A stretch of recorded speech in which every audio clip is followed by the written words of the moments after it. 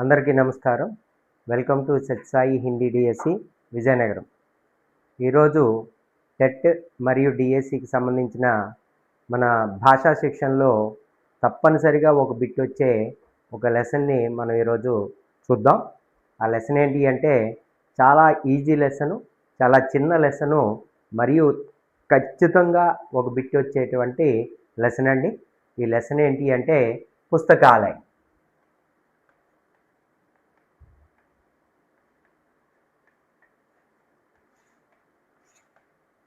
అయితే पुस्तकालय అంటే ఏంటి, पुस्तकालय का महत्व क्या है, पुस्तकालय कितने प्रकार के होते हैं और पुस्तकालयों में पुस्तकों का चयन करते समय किन किन बातों को ध्यान में रखना चाहिए और पुस्तकों का पंजीकरण और पुस्तकों का वितरण और पुस्तकालय भवन कैसी होनी चाहिए, ఇలాంటి అంశాల గురించి ఈ టాపిక్లో చూద్దాం.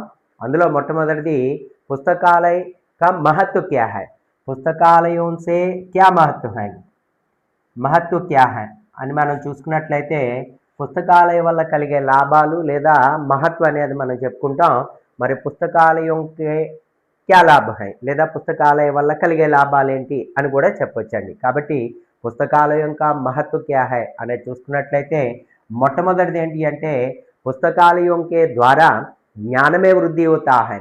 ఏంటండి అది? జ్ఞానమే వృద్ధి హోతా హై, జ్ఞానమే వృద్ధి హోతా హై. రెండోది ఏంటి అంటే మరి బౌద్ధిక తృప్తి హోతా హై. పుస్తకాలయం వల్ల కలిగే రెండో లాభం ఏంటి అంటే బౌద్ధిక తృప్తి హోతా హై. బౌద్ధిక తృప్తి, బౌద్ధిక తృప్తి అంటే అర్థం ఏంటి? బుద్ధిపరంగా మనకి ఒక రకమైనటువంటి తృప్తి కలుగుతుందండి. ఒక పుస్తకాన్ని చదివామంటే దానివల్ల మనకి బౌద్ధిక తృప్తి అనేది కలుగుతుంది. నెక్స్ట్ అలాగే మూడోది ఏంటి అంటే మనోరంజన్ ప్రాప్తి హోతా హై. మనోరంజన్ ప్రాప్తి హోతా హై. మనోరంజన్ ప్రాప్తి హోతా హై అంటే ఆనందం కలుగుతుంది. ఓ పుస్తకాన్ని చదవడం వల్ల మనకి ఓ రకమైనటువంటి ఆనందం కలుగుతుంది. దానివల్ల ఏమవుతుందంటే మరి మానసిక విశ్రాంతి ప్రాప్తి హోతా హై. ఏంటంటే నాలుగోది మానసిక విశ్రాంతి ప్రాప్తి హోతా హై. మానసిక విశ్రాంతి ప్రాప్తి హోతా హై అని చెప్పంటాం. మరి దీంతో పాటుగా అవకాశ కే సమయ కా సబ్సే సుందర్ ఉపయోగ హోతా హై. ఏంటండి అది? నెక్స్ట్ अवकाश के समय का सबसे सुंदर उपयोग होता है. अवकाश के समय का सबसे सुंदर उपयोग होता है. ఇది గుర్తుంచుకోండి, ఇది ఇంపార్టెంట్ పాయింట్. మరి ఇందులోనే ఏమవుతుంది అంటే అండి మన భాషా శిక్షణలో మొత్తం టెక్స్ట్ బుక్ మొత్తం మీద ఇలాంటి స్టేట్మెంట్స్ 3 ఉంటాయి. అవేంటి అంటే ఒకటి అవకాశ కే సమయ కా సబ్సే సుందర్ ఉపయోగ్ కిస్కే ద్వారా అవుతా అంటే అండి పుస్తకాలయ అని చెప్పంటాం. మరి అలాగే ఇదే స్టేట్మెంట్ ఉంటుంది అవకాశ కే సమయ కా మరి బలి భాంతి ప్రయోగ్ కర్ సక్తా హై అని అంటాడని. బలి భాంతి ప్రయోగ్ కర్ సక్తా హై అంటే సహగామి క్రియాయే, సహగామి క్రియాయే అని చెప్పంటాం. అలాగే అవకాశ కే సమయ కా బహుత్ అచ్చా ఉపయోగి సాధన్ క్యా హై అని అడుగుతాడని. బహుత్ అచ్చా ఉపయోగి సాధన్, ఉపయోగి సాధన్ క్యా హై అని అడుగుతాడు. అదేంటి అంటే మౌనవాచన్. కాబట్టి మీరు గుర్తుంచుకోండి, 3 స్టేట్మెంట్లు ఉంటాయి. స్టేట్మెంట్ అంతా ఒక్కలాగే ఉంటుంది కానీ ఆన్సర్లు మాత్రం డిఫరెంట్గా ఉంటాయి. అందులో మొట్టమొదటిది ఏంటంటే అవకాశ కే సమయ కా సబ్సే సుందర్ కిస్కే ద్వారా అవుతా అంటే అండి పుస్తకాలే. రెండోది ఏంటి అంటే అవకాశ కే సమయ కా బలి భాంతి ప్రయోగ్ కర్ సక్తా అంటే సహగామి క్రియాయే. అలాగే అవకాశ కే సమయ కా బహుత్ అచ్చా ఉపయోగి సాధన్ క్యా అంటే మాత్రం మౌనవాచన్ రాయాల్సి ఉంటుందండి. కాబట్టి ఇది చూసుకోండి ఈ పాయింట్. అలాగే పుస్తకాలయం మే బైఠకర్, పుస్తకాలయం మే బైఠకర్ విశ్వభర్ ఘూమ్ కర్ సక్తా హై. మొత్తం ప్రపంచం అంతా కూడా చుట్టుముట్టి రావచ్చు. ఎందుకు అంటే పుస్తకాలయంలో విభిన్న ప్రకారకే మరి పుస్తకే పढ़ने కారణం విభిన్న ప్రకారకే అంటే ప్రపంచంలో ఉండేటువంటి అన్ని దేశాల గురించి తెలుసుకోగలుగుతాం. అందుకనే ఏమంటాడంటే విశ్వభర్ ఘూమ్ కర్ సక్తా హై, విశ్వభర్ ఘూమ్ కర్ సక్తా హై అని చెప్పంటాడండి. నెక్స్ట్ అలాగే ఇంకొకటి ఏంటి అంటే మరి పుస్తకాలయమే విభిన్న ప్రకారకే పుస్తకే पढ़ने के कारण विभिन्न प्रकार के सभ्यताओं का ज्ञान प्राप्त होता है और संस्कृतियों का ज्ञान प्राप्त होता है. అంటే విభిన్న సభ్యత और संस्कृति का परिचायक माना जाता है. పుస్తకాలయం ఏమంటా అండి సభ్యత, సభ్యత और संस्कृति का परिचायक माना जाता है. संस्कृति का परिचायक माना जाता है। ఇది మనకు అడుగుతాడండి, ఏమని అడుగుతాడంటే सभ्यता और संस्कृति का परिचय किसे माना जाता है? पुस्तकालय। అలాగే अवकाश के समय का सबसे सुंदर उपयोग किसके द्वारा होता है అంటే पुस्तकालय అని చెప్పంటాండి। నెక్స్ట్ అలాగే ఇంకొకటి మరి पुस्तकालय में विषय को एक पीढ़ी से दूसरे पीढ़ी तक पहुंचा सकता है। పుస్తకాలయంలో ఉండేటువంటి విషయాన్ని మనం ఒక తరం నుండి ఇంకొక తరం వరకు తీసుకెళ్ళచ్చు। అందుకని ఏమంటాడంటే अर्वाचीन विषयों को एक पीढ़ी से दूसरे पीढ़ी तक पहुंचा सकता है అని చెప్పి మనం చెప్పొచ్చండి। ఈ విధంగా పుస్తకాలయ का महत्व అండి। ఇవన్నీ కూడా ఏంటంటే పుస్తకాలయ వల్ల కలిగే లాభాలు లేదా దాని తాలూకు గొప్పతనం గురించి మనం చెప్పొచ్చు। అవేంటి అంటే ఒక్కొక్కసారి చూద్దాండి।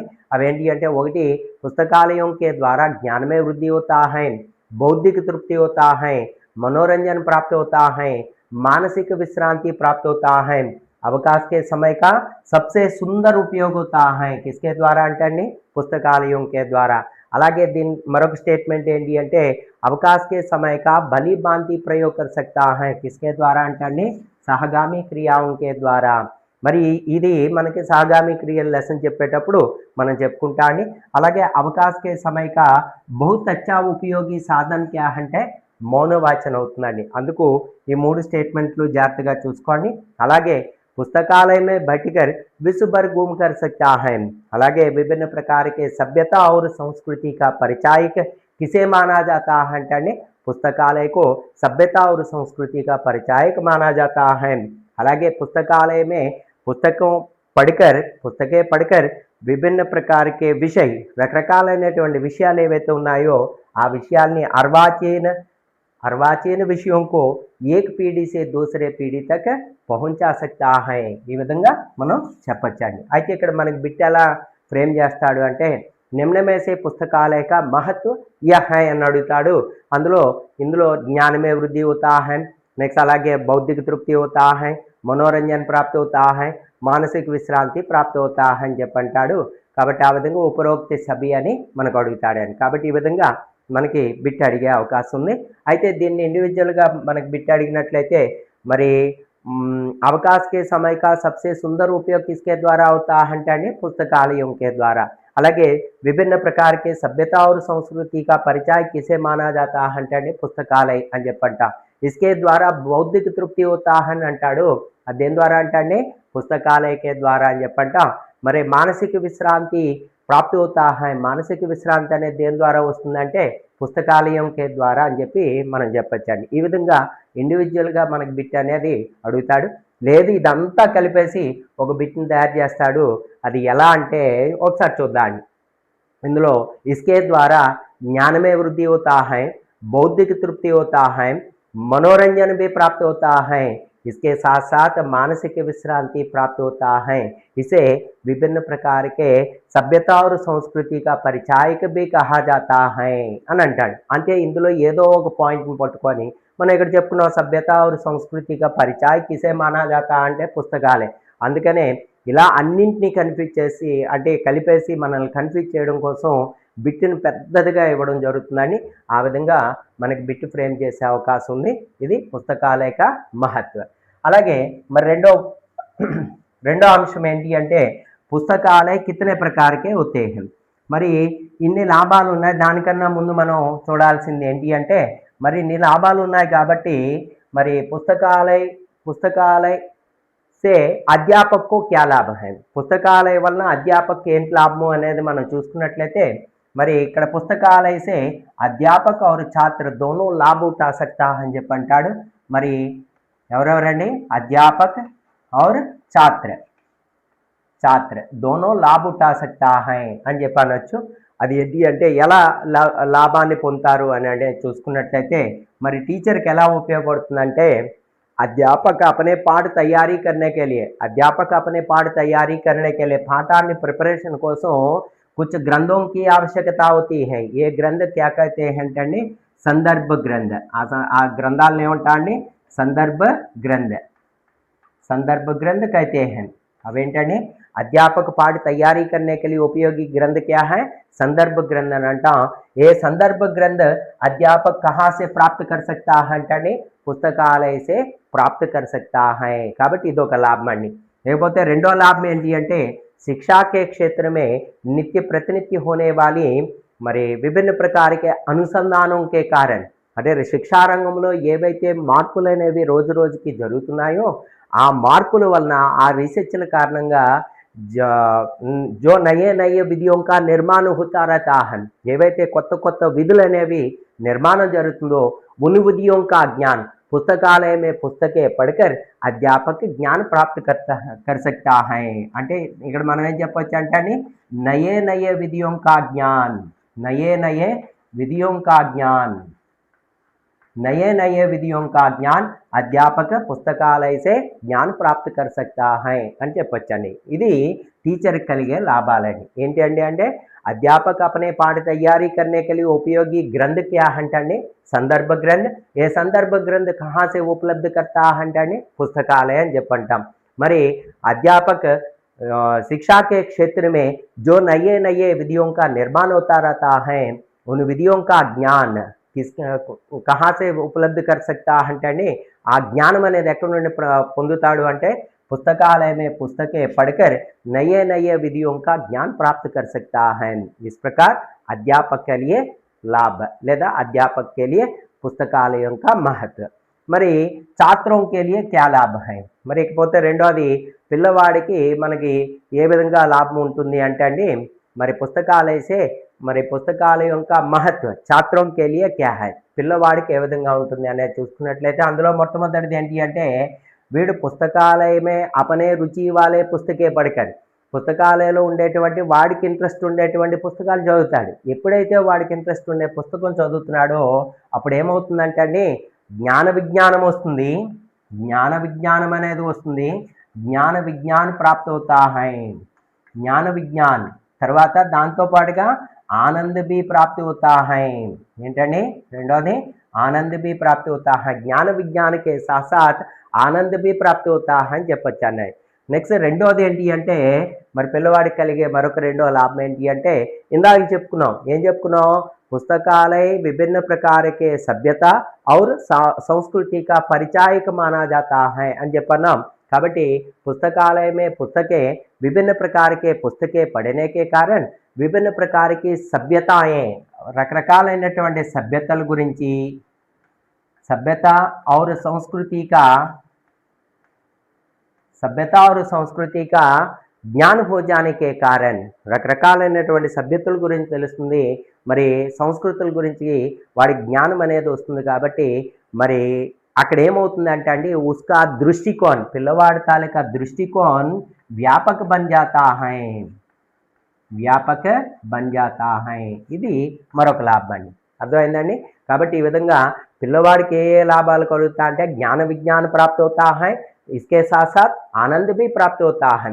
రెండోది ఏంటి అంటే विभिन्न प्रकार के पुस्तकें पढ़ने के कारण विभिन्न प्रकार के सभ्यता और संस्कृति का మరి ज्ञान हो जाने के कारण उसका दृष्टिकोण व्यापक बन जाता है అని చెప్పి మనం చెప్పొచ్చండి. అయితే ఇక్కడ మనకి బిట్ అనేది ఫ్రేమ్ చేసినట్లయితే చూడండి మరి अध्यापक अपने पाठ तैयारी करने के लिए उपयोगी ग्रंथ क्या అంటే संदर्भ ग्रंथ అని చెప్పంటా అండి. మరి అలాగే अध्यापक शिक्षा के क्षेत्र में जो नित्य प्रतिनित्य होने वाले अनुसंधानों के कारण जो नए नए विधियों का ज्ञान नए नए विधियों का निर्माण होता रहता है उन नए नए विधियों का ज्ञान कहाँ से प्राप्त कर सकता है అంటే पुस्तकालय में पुस्तकें पढ़कर అని చెప్పంటాం. మరి छात्र के लिए क्या लाभ है అంటే छात्र పిల్లవాడికి ఎలా ఉపయోగపడుతుందంటే ज्ञान विज्ञान तथा आनंद के साथ ज्ञान विज्ञान तथा आनंद भी प्राप्त होता है. రెండోది ఏంటంటే विभिन्न प्रकार के पुस्तकें पढ़ने के कारण विभिन्न प्रकार के सभ्यता और संस्कृति का परिचय हो जाने के कारण उसका दृष्टिकोण व्यापक बन जाता है అని చెప్పి మనం చెప్పొచ్చండి. ఈ విధంగా మనకేం చెప్పొచ్చు అంటే పుస్తకాలయం వల్ల ఇన్ని లాభాలు ఉన్నాయి. అంటే పుస్తకాలయం से మరి अध्यापक और छात्र दोनों लाभ उठा सकता है. ఇద్దరు కూడా మరి దానివల్ల లాభాన్ని పొందొచ్చు అని చెప్పి అంటాడు. లేకపోతే మరి ఇన్ని లాభాలు ఉన్నాయి కాబట్టి మరి ఇన్ని లాభాలు ఉన్నాయి కాబట్టి మనం ఏం చెప్పొచ్చు అంటే అండి, మరి ఏమంటాడంటే పుస్తకాలే విద్యాలయకి ఆత్మ హై. ఈ పుస్తకాలయం ఏమన్నాడండి, విద్యాలయకి ఆత్మ మానా జాతా హై. విద్యాలయకి ఆత్మ, विद्यालय की आत्मा माना जाता है.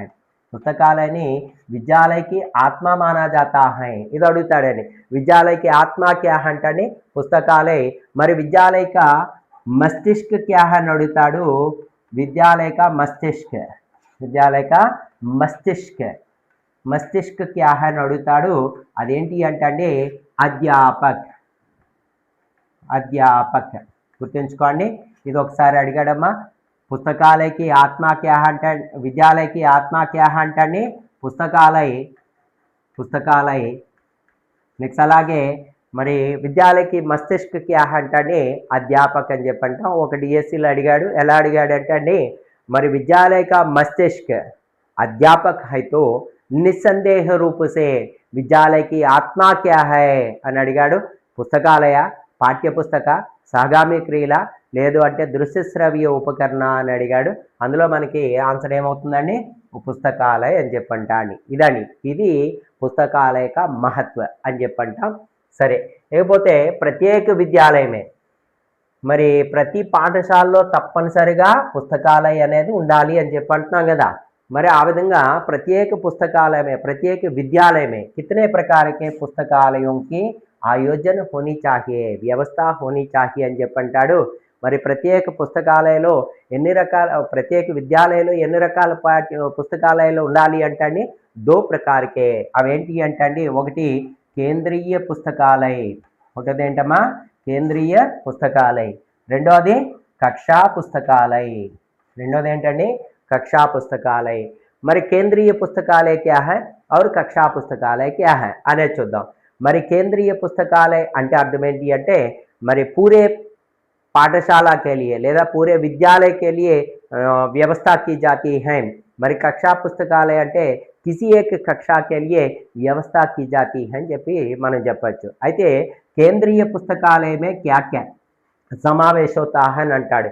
కేంద్రీయ పుస్తకాలయంలో ఎలాంటి పుస్తకాలు ఉంటాయంటే మరి ఉత్తమోత్తమ గ్రంథం కే సాత్ సాత్, అంటే ఉత్తమోత్తమ గ్రంథాలు అంటే ఏంటి, साहित्य की विभिन्न रचनाओं के साथ साथ, साहित्य की विभिन्न धाराओं के साथ साथ, లేదా साहित्य की विभिन्न विधाओं के साथ साथ అంటే विभिन्न लेखकों की रचनाएं, उपन्यास, उपन्यास, नाटक, निबंध जैसे మరి उत्तमोत्तम ग्रंथों के साथ साथ, उत्तम ग्रंथों के साथ साथ, उत्तम ग्रंथों के साथ साथ ఈ గ్రంథాలతో పాటుగా ఇంకేముంటాయంటే అండి మరి భాషా से संबंधित, भाषा शिक्षण से संबंधित और भाषा व्याकरण से संबंधित ఏమేమి ఉంటాయండి, భాషా से संबंधित और భాషా శిక్షణ से संबंधित, భాషా శిక్షణకు సంబంధించినటువంటి విషయాలు, అలాగే పుస్తకాలు, అలాగే భాషా వ్యాకరణ से संबंधित, భాషా వ్యాకరణానికి సంబంధించినటువంటి పుస్తకాలు ఇందులో పొందుపరచడం జరుగుతుందండి.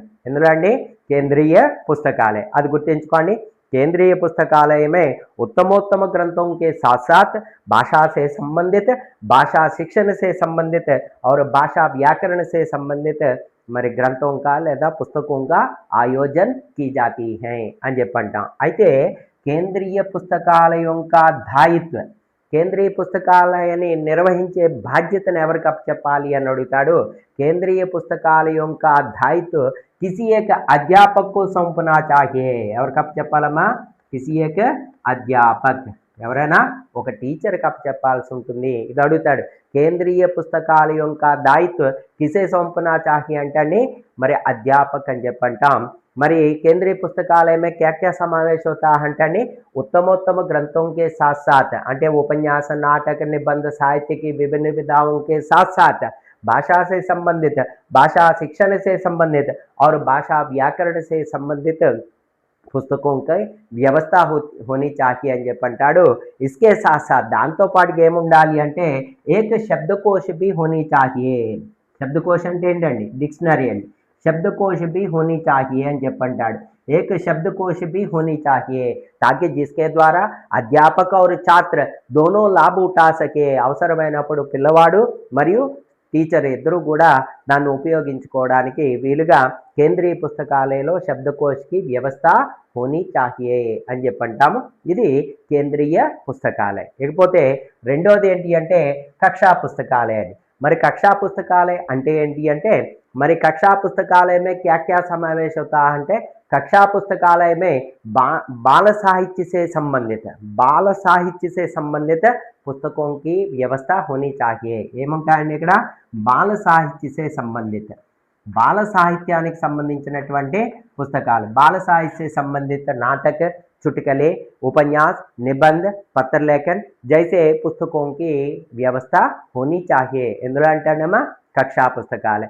మరి కక్షా పుస్తకాలయం కా దాయిత్వ దీన్ని నిర్వహించే బాధ్యత ఎవరికి చెప్పాలి అంటే అండి కిసి ఏక సుయోగ్య ఛాత్ర. ఎవరికి చెప్పాలమ్మా సుయోగ్య ఛాత్రకు సౌంపునా చాహియే అని అంటాడు. మరి ఈ బాధ్యతని పిల్లవాడికి అప్పచెప్పడం వల్ల ఏమవుతుందంటే అండి బాల బాలికావుమే ఉత్తరదాయిత్వకి భావన బడతా హై.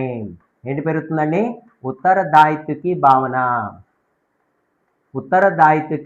భావన బడతా హై అంటే అర్థం ఏంటి అండి उत्तरदायित्व भावना అంటే రెస్పాన్సిబిలిటీ అనేది పెరుగుతుందండి. ఇది అడుగుతాడండి. इस प्रकार के पुस्तकालयों के द्वारा छात्र छात्राओं में उत्तरदायित्व की भावना बढ़ा सकता है. దేని ద్వారా అంటే అండి మరి उत्तरदायित्व की भावना అనేది कक्षा पुस्तकालय. మరి कक्षा पुस्तकालयों का दायित्व किसे सौंपना चाहिए అని అడుగుతాడు. सुयोग्य छात्र किसी एक सुयोग्य छात्र को सौंपना चाहिए. కేంద్రీయ పుస్తకాలయ का दायित्व किसे सौंपना चाहिए అని అడుగుతాడు. అది ఎవరండి అధ్యాపక అని చెప్పంటాం. మరి ఇక్కడ బిట్ అనేది ఫ్రేమ్ చేసినట్లయితే చూడండి. इस प्रकार के पुस्तकालय में మరి भाषा से संबंधित और भाषा शिक्षण से संबंधित और भाषा व्याकरण से संबंधित మరి उत्तम ग्रंथों का समावेश होता है और एक शब्दकोश भी होता है. ఎందులో అంటే केंद्रीय पुस्तकालय.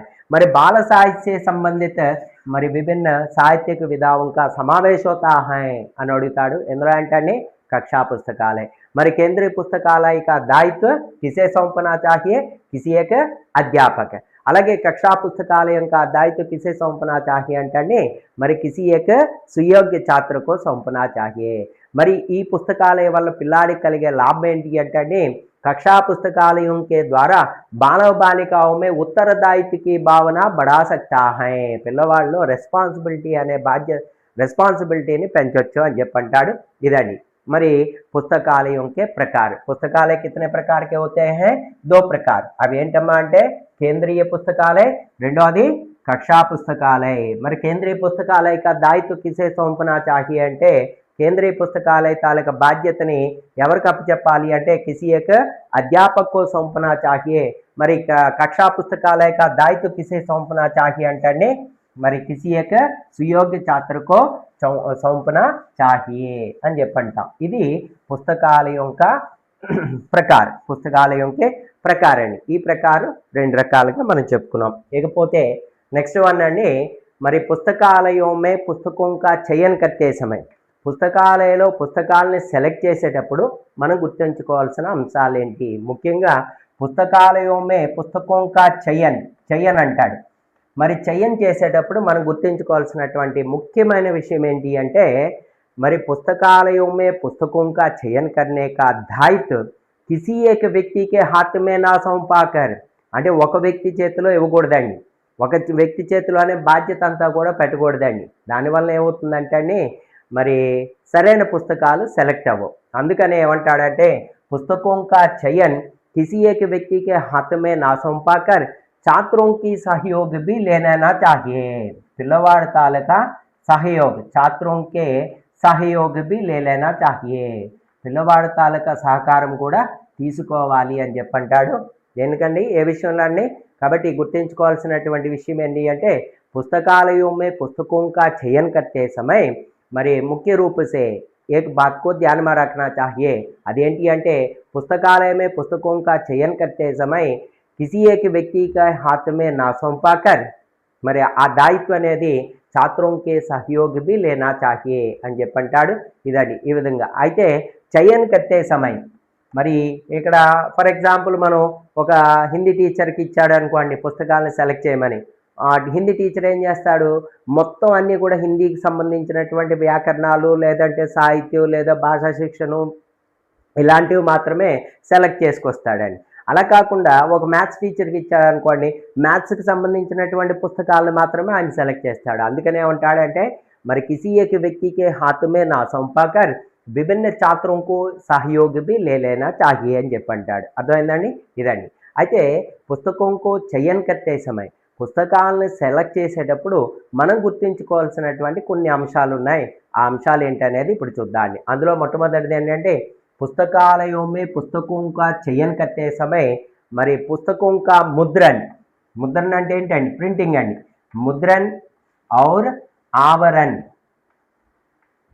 ముద్రన్ ఔర్ ఆవరన్ సుందర్ హోనీ చాహియే. ఎలా ఉండాలండి, అందంగా ఉండాలి. కాగజ్ బి పతలా నా హో, కాగజ్ కాగితం కూడా పల్చగా ఉండకూడదండి. కాగజ్ నా పతలా హో, కాగజ్ నా పతలా హో అని చెప్పి అంటాడు. ఇది గుర్తుంచుకోవాలండి. పుస్తకాలయమే పుస్తకం కా చయన్ मुद्रण चयन करते समय पुस्तकों का मुद्रण और आवरण सुंदर होनी चाहिए और कागज ना पतला होनी चाहिए. మరి అలాగే కాగజ్ ఉతనా చమకీలా బి నా హోనీ చాహియే. అంటే కాగజ్ అనేది అంత వైటిష్గా కూడా ఉండకూడదండి. ఎందుకు అంటే తాకి జిస్కే ద్వారా ఛాత్రంకే ఆంకోం పర్ దూషిత ప్రభావం పడతా హై. అది లైటింగ్ పడింది అనుకోండి, అది రిఫ్లెక్షన్ అనేది పిల్లవాడి కళ్ళ మీద ఎఫెక్ట్ చూపిస్తుంది. కాబట్టి కాగజ్ कागज ना पतला हो और कागज ना चमकीला हो, चमकीला हो. ఇదండి. ఈ విధంగా ఇది ఒకటో పాయింట్ అండి. అలాగే మనం నెక్స్ట్ పాయింట్ చెప్పుకున్నట్లయితే चयनित किए गए पुस्तकों में, चयनित किए गए पुस्तकों में पुस्तकों का संबंध లేదా पुस्तकों में विषय भिन्न भिन्न विषयों से संबंधित होनी चाहिए. రెండో పాయింట్ ఏంటండి, భిన్న భిన్న విషయంసే సంబంధిత హో అని చెప్పి అంటాడు. భిన్న భిన్న విషయాలతో సంబంధించి ఉండాలి. ఏకే విషయ సే నా హోకర్ इसका संबंध पुस्तक चयन किए गए पुस्तकों का संबंध किसी एक विषय तक सीमित ना होकर भिन्न भिन्न विषयों से संबंधित होनी चाहिए. మరి అలాగే चयनित किए गए पुस्तकों में ऐसे नए नए शब्दों का प्रयोग हो, కొత్త కొత్త పదాలనే ఉపయోగించగలగాలండి. నయే నయే శబ్దం కా ప్రయోగ్ హో, కొత్త కొత్త పదాలనే ఉపయోగించాలండి. అలా ఉపయోగించినట్లయితే ఏమవుతుందంటే ఏ బాలక్ నయే నయే శబ్దం సే పరిచిత్ హోకర్, మరి నయే నయే శబ్దం సే పరిచిత్ హోకర్ శబ్ద భండార్ బడతా హై. పిల్లవాడి తాలూకా శబ్ద భండార్ అనేది పెరుగుతుందండి. ఇది గుర్తుంచుకోండి, శబ్ద భండార్ బడతా హై. నెక్స్ట్ అలాగే మరి चयनित किए गए पुस्तकें बालकों के विभिन्न अवस्थाओं के अनुरूप होनी चाहिए. విభిన్న అవస్థలకు తగ్గట్టుగా ఉండాలి అని చెప్పి అంటాడు. విభిన్న అవస్థలు అంటే ఏవి, బాల్యావస్థ, అలాగే శైశవ అవస్థ, నెక్స్ట్ అలాగే కిషోర్ అవస్థ. ఈ విధంగా అవస్థలు ఏవైతే ఉన్నాయో అవస్థలకు తగ్గట్టుగా ఉండాలి అని చెప్పి అంటాడని. ఇంకొక పాయింట్ ఏంటి అంటే మరి పుస్తకాలయమే चयन किए गए पुस्तकों के द्वारा बाल बालिकाओं में वैयक्तिक और राष्ट्रीय वैयक्तिक और राष्ट्रीय चरित्र का निर्माण हो सके. వాడి తాలూకా క్యారెక్టర్ అనేది బిల్డప్ అవ్వాలండి. ఒక పుస్తకం చదివాడు అంటే ఆ పుస్తకం ద్వారా వాడికి వ్యక్తిగతమైన లేదా జాతీయతా భావాన్ని పెంచేటువంటి క్యారెక్టర్ అనేది బిల్డప్ అయ్యేటట్టు ఉండాలి అని చెప్పంటాడు.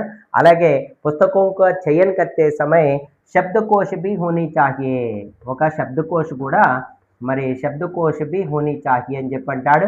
ఇది గుర్తుంచుకోండి, శబ్దకోశ బి హోనీ చాహియే. ఇదండి. ఈ విధంగా पुस्तकालयों में पुस्तकों का चयन करते समय किन किन बातों को ध्यान में रखना चाहिए అంటే ఒకటి మొట్టమొదటి గుర్తుంచుకోవాలంటే पुस्तकों का चयन किसी एक व्यक्ति के हाथ में ना सौंपाकर మరి छात्रों के सहयोग भी ले लेना चाहिए. మరి पुस्तकों का चयन करते समय మరి पुस्तकों का मुद्रण और आवरण सुंदर होनी चाहिए. कागज ना पतला हो, कागज ना चमकीला हो అని చెప్పంటాడు. भिन्न भिन्न विषयों से संबंधित होनी चाहिए. नए नए शब्द का प्रयोग हो ताकि जिसके द्वारा बाल बालिकाओं में शब्द भंडार बढ़ सके।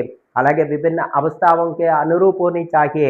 అవస్థలు అంటే బాల్యావస్థ కిషోరావస్థకి సంబంధించినటువంటి పుస్తకాలు అనేవి మనకు ఉండాలి। అలాగే మరి పుస్తకాలयों में पुस्तकें पढ़कर बालक अपने वैयक्तिक और राष्ट्रीय चरित्र का निर्माण भी कर सके। नेक्स्ट అలాగే पुस्तकालयों में అంటే पुस्तकों का चयन करते समय एक शब्दकोश का भी चयन करना चाहिए।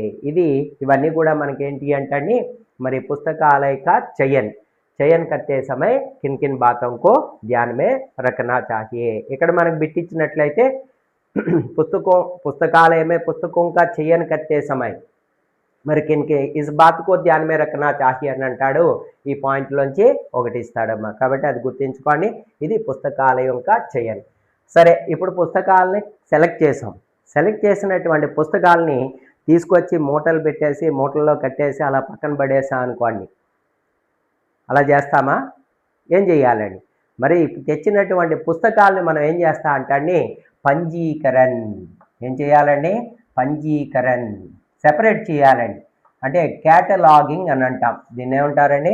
పంజీకరణ్ అంటే రికార్డు మెయింటైన్ చేయాలండి। తెచ్చినటువంటి పుస్తకాలను మనం ఏం చేయాలంటే సెపరేట్ చేసి ఆ సెపరేట్ చేసినటువంటి పుస్తకాలని ఒక రిజిస్టర్లో మెయింటైన్ చేయాలి, రిజిస్టర్లో నమోదు చేయాలి। ఎలాగా? మరి క్రమ సంఖ్య, మరి పుస్తకాల తాలూకా క్రమ సంఖ్య, పుస్తక్ కా నామ్, నెక్స్ట్ అలాగే పుస్తక్ లేఖక్ కా నామ్, రచయిత పేరండి, లేదా ప్రకాశక్ కా నామ్, నెక్స్ట్ క్రయ తిథి, నెక్స్ట్ దాని తాలూకా మూల్య, ఇవన్నీ కూడా మనం రాసుకొని ఈ విధంగా మెయింటైన్ చేయాల్సిన బాధ్యత ఉందండి। అయితే ఈ విధంగా పంజీకరణ ఎవరు చేయాలి? పంజీకరణ ఎవరు చేయిస్తాడు? ఆ పుస్తకాలయ అధ్యక్షుడు ఎవడైతే ఉంటాడో, కాబట్టి పుస్తకాలయ అధ్యక్ష మరి పంజీకరణ ఏ కళా హై, అందుకని ఏమంటాడంటే పంజీకరణ చేయడం అనేది ఒక ఆర్ట్ అండి। మరి పంజీకరణ కన్నా ఏ కళా హై, ఏ కళ కిసే హోనీ చాహియే, ఈ కళ ఎవరికి ఉండాలి అని చెప్పి అడుగుతాడు అధ్యక్ష। పుస్తకాలయ అధ్యక్షకు హోనీ చాహియే, ఎవరికి ఉండాలమ్మా? పుస్తకాలయ అధ్యక్షకు। ఇది మొన్న 2025లో ఇచ్చినటువంటి బిట్ అండి। 2025 డిఎస్సికి ఇచ్చినటువంటి బిట్టు ఎలా ఇచ్చాడంటే మరి ప్రత్యేక అదే పంజీకరణ కరణ ఏ కళా హై, ఏ కళా కిసే హోనీ చాహియే అని అడిగాడు। ఎవరికి? అధ్యాపక లేదా అధ్యక్ష లేదా ప్రధాన అధ్యాపక, ఛాత్ర సుయోగ్య ఛాత్ర అని అడిగాడు। అక్కడ ఏమవుతుందమ్మా? అధ్యక్ష అవుతుంది। అయితే పుస్తకాలయం మే పంజీకరణ కరణేకి కళా కిసే హోనీ చాహియే అంటే అధ్యక్ష అని చెప్పనుకున్నాం। అయితే పుస్తకాలయం ఎన్ని రకాలుగా ఉంటుందని చెప్పనుకున్నాం? 2 రకాలు చెప్పాం। అవేంటి చెప్పాం? ఒకటి కేంద్రీయ పుస్తకాలయ, రెండోది కక్షా పుస్తకాలయ। కేంద్రీయ పుస్తకాలయ బాధ్యత ఎవరిది? మరి కిసి ఏక అధ్యాపక, ఎవరైనా ఒక టీచర్।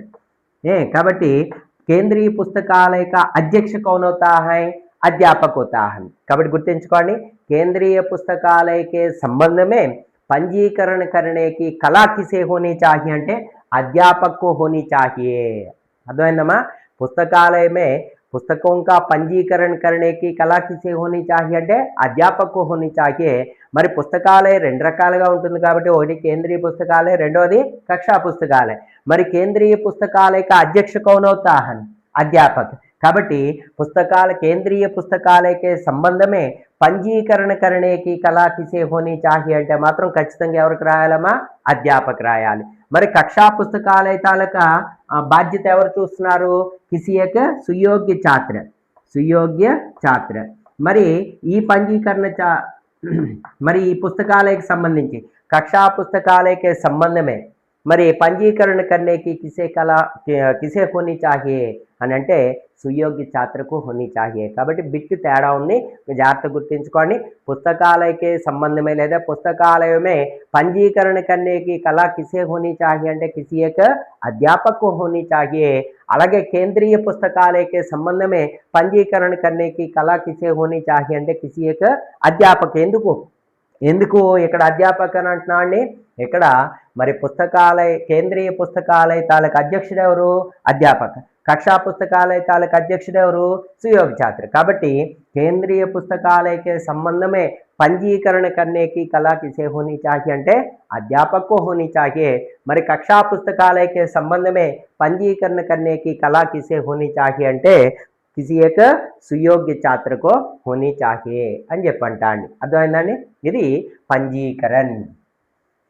పంజీకరణమా। ఇకపోతే పంజీకరణ చేసాం రిజిస్టర్లో ఈ పేర్లన్నింటితో అని అంటే మనం రిజిస్టర్ మెయింటైన్ చేసాం, మరి క్యాటలాగింగ్ చేసాం, సెపరేట్ చేసాం। మరి సెపరేట్ చేసి వాటిని ఏం చేసాం అంటే ఒక అలమారాలో పెట్టేసి దాన్ని శుభ్రంగా తాళం వేసేసి పక్కనే మరి ఉపయోగించకుండా అలా పడేసాం।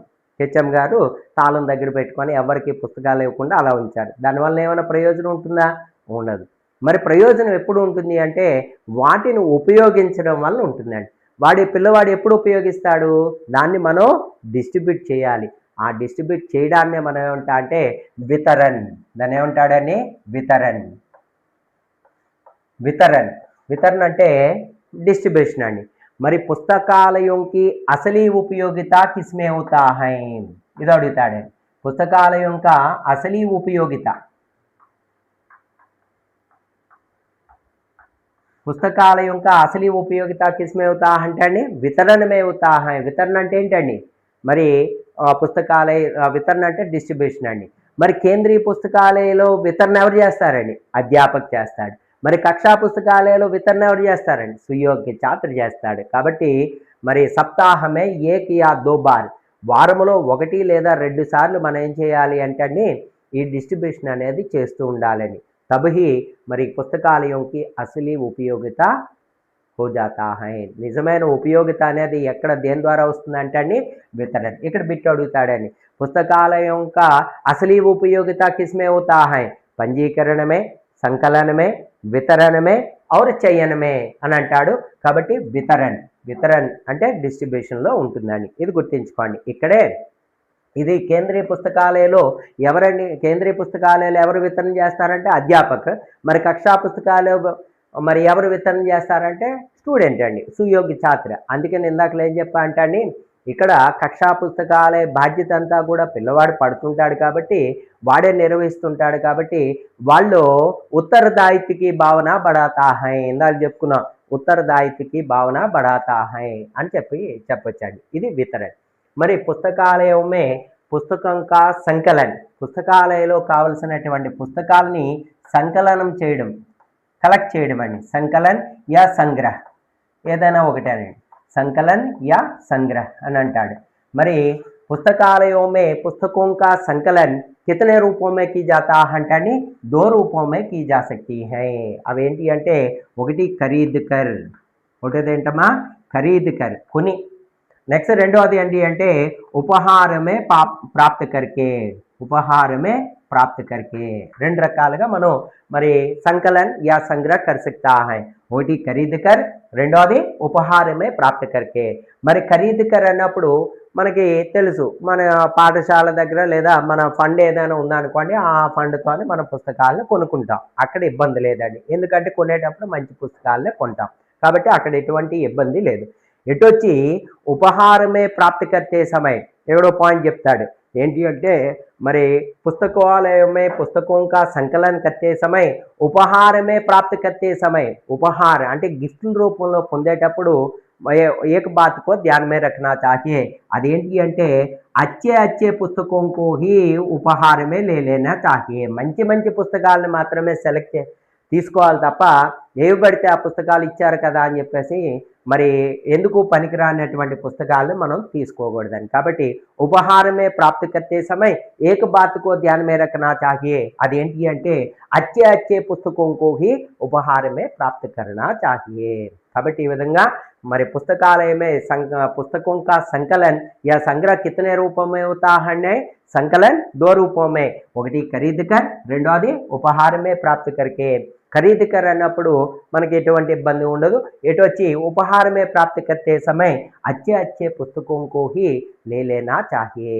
అంతేగాని పుస్తకాలయంలో పుస్తకాలని బటోర్నేకి అంటే ఏదో కూడగట్టడానికి మనం టార్గెట్ పెట్టుకోకూడదండి, కాబట్టి అది గుర్తుంచుకోండి। ఈ విధంగా సంకలన్ పుస్తకాలయం కా సంకలన్, సరేనండి। పుస్తకాలయంలో పుస్తకాలను తీసుకొచ్చాం, మరి దాన్ని పంజీకరణ చేసాం, కలెక్ట్ చేసాం, ఇవన్నీ చేసాం।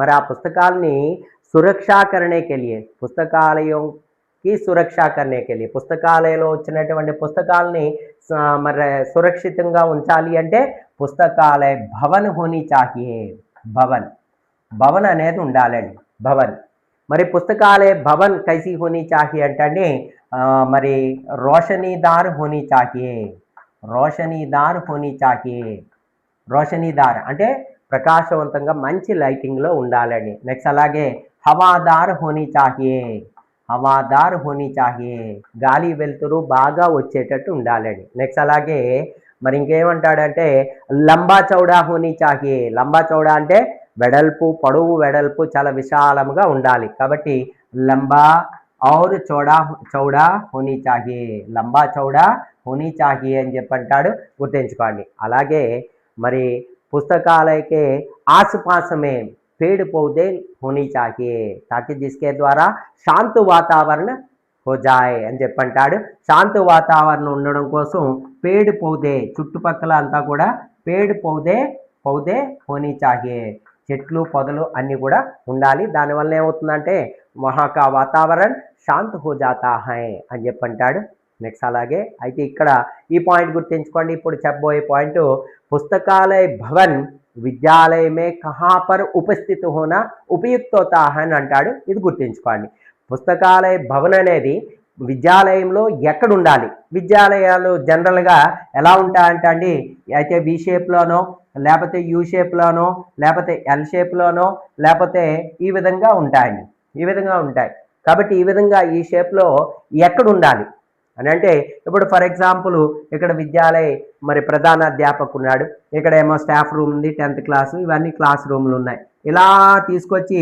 ఈ చివరిని ఎక్కడో పెట్టకూడదండి అందుకని ఏమంటాడంటే అండి విద్యాలయమే పుస్తకాలయ భవన్ కేంద్ర మే హోనా ఉపయుక్త హోతా హై ఎక్కడ ఉండాలని కేంద్ర బిందువు మే హోనా చాహియే కాబట్టి కేంద్ర మే హోనా చాహియే కేంద్ర మే होना उपयुक्त है विद्यालय के केंद्र में होना उपयुक्त होता है అని చెప్పంటాడు కాబట్టి అది గుర్తుంచుకోండి విద్యాలయ ఇది అడుగుతాడమ్మా ఎలా అంటే విద్యాలయమే విద్యా పుస్తకాలయ భవన్ కహా ఉపస్థిత హోనా ఉపయుక్త होता है అని అంటాడు అదేంటి అమ్మా అంటే కేంద్రమే విద్యాలయకే కేంద్రమే లేదా విద్యాలయకే శౌచాలయకే బగలమే ఇలా అంటాడు పుస్తకాలయ శౌచాలయం ఉందని చెప్పేసి పక్కనే బాగుంది కదా అని చెప్పేసి అక్కడ పెట్టడం కాదండి కాబట్టి శౌచాలయ शौचालय के बगल में विद्यालय के केंद्र में లేదంటే 10वीं कक्षा के बगल में ఇలా అడుగుతాడు ఏదైనా కేంద్ర బిందువు మే హోనా లేదా కేంద్ర మే హోనా ఉపయుక్త హోతా హై అంతేకాకుండా దీంతో పాటుగా ఏముండాలంటే విద్యాలయ భవన మే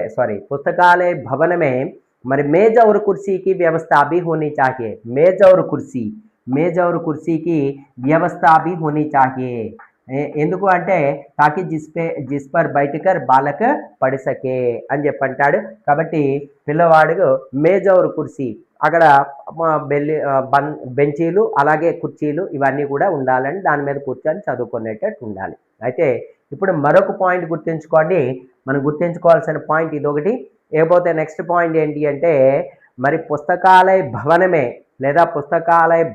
లేదా పుస్తకాలయమే పుస్తకం కి సురక్షా करने के लिए దాన్ని సురక్షితంగా ఉంచడం కోసం ఎటువంటి అలమారీలు ఉండాలి అని అడుగుతాడని पुस्तकालय भवन में पुस्तकों की सुरक्षा करने के लिए किस प्रकार की अलमारियों की व्यवस्था होनी चाहिए అని అడుగుతాడు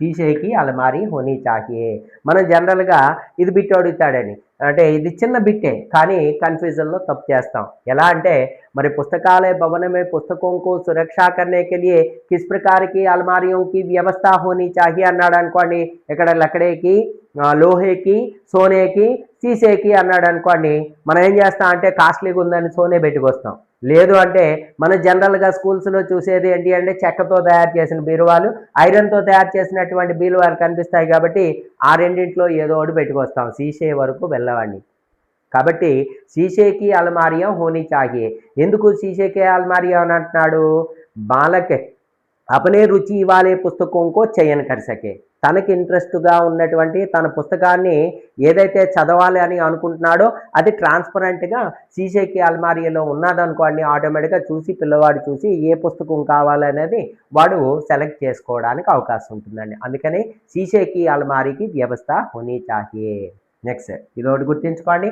నెక్స్ట్ అండి మరి పుస్తకాలయ భవన్ మే ఇधर उधर घूमते समय ఇటు అటు తిరిగామనుకోండి, इधर उधर घूमते समय किसी प्रकार का आवाज ना निकलने के लिए ఎటువంటి సౌండ్ రాకుండా ఉండాలి అంటే దరి యా టాట్ బిచా లేనా చాహియే. దరి యా టాట్ టాట్ బిచా లేనా చాహియే అని అంటాడండి. దరి యా టాట్ బిచా లేనా చాహియే. దరి యా టాట్ అంటే ఏంటండి, మరి కార్పెట్ అండి. కార్పెట్ అనేది కింద ఉన్నట్లయితే ఇటు అటు నడిచేటప్పుడు ఏమవుతుందంటే ఎటువంటి సౌండ్ రాకుండా ఉంటుందండి. కాబట్టి ఇది ఒకటి గుర్తుంచుకోండి. నెక్స్ట్ ఇది అడుగుతాడు, పుస్తకాలయ భवन में इधर उधर घूमते समय किसी प्रकार का आवाज ना निकलने के लिए మరి ధర్తీ పర్ క్యా బిచా లేనా చాహియే అంటే దరి యా టాట్ బిచా లేనా చాహియే అని చెప్పంటా అండి. ఓకేనండి. నెక్స్ట్ అలాగే పుస్తకాలయ భవన్ చుట్టియో మే ఖులా రహనా చాహియే. పుస్తకాలయ భవన్ ఎప్పుడు ఓపెన్ చేసి ఉండాలని, చుట్టియో మే సెలవులు ఎప్పుడైతే ఉంటాయో అప్పుడు ఖచ్చితంగా మనం సెలెక్ట్ చేసి ఉండాలండి. చుట్టియోంకే దినోమే మరి ఖులా రహనా చాహియే. ఎందుకు సెలవుల్లో ఉండాలి అంటున్నావు, మరి వాడికి అవకాశకే సమయం ఎప్పుడు దొరుకుతుందండి, లేజర్ పీరియడ్ ఎప్పుడు దొరుకుతుందండి, సెలవుల్లోనే దొరుకుతుంది. మిగతా టైం అంతా ఎక్కడ స్పెండ్ చేస్తాడు, వాడు క్లాస్ రూముల్లో ఉంటాడు, వాడికి టైం ఉండదండి. పుస్తకాలయంలో వచ్చి పుస్తకాలు చదివేంత టైం ఉండదు. అందుకని ఏమంటాడంటే छुट्टियों के दिनों में मरे खुला रहना चाहिए ताकि जिसके द्वारा बालक अपने अवकाश के समय का सुंदर उपयोग कर सके అని చెప్పంటాడు.